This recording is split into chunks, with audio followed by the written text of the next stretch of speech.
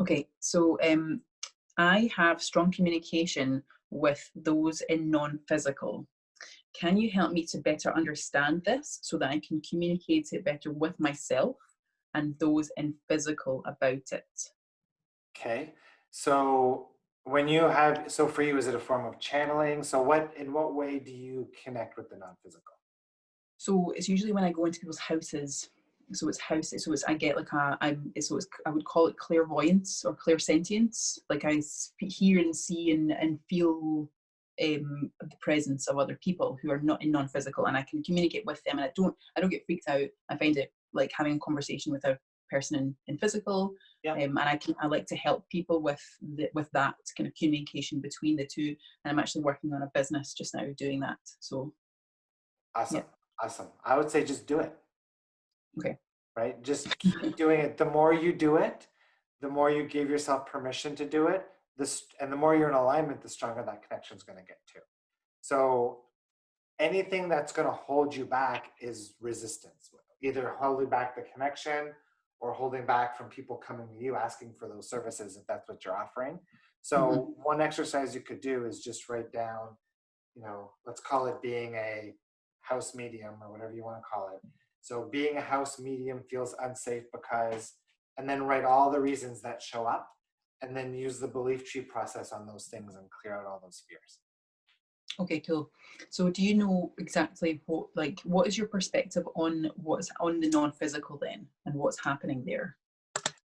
Everything exists, right? So I think that my perception of inner being and spirit guides, I think source is all one and the same.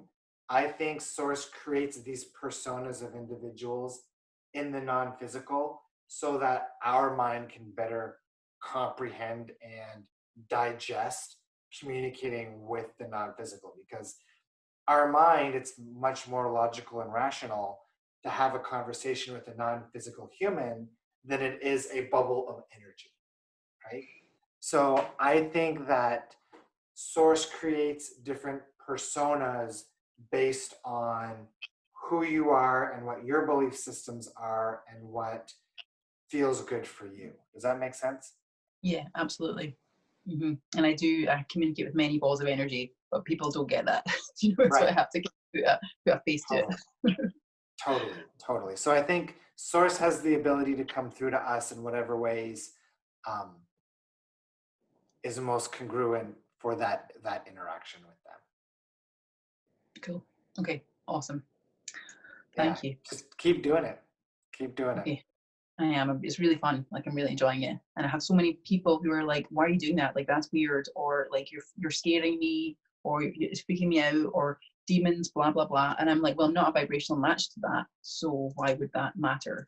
And you giving yourself permission to do that is going to keep opening up people to it. So there's people who are going to be like freaked out and turn away, but Mm, there's people who are also going to learn from it. And so you being in your alignment and being your authentic you and providing those services that excite you are going to help so many more people, not just the ones that are going to hire you for your services, but also the other people who find out about you and what you do and how real it might really be.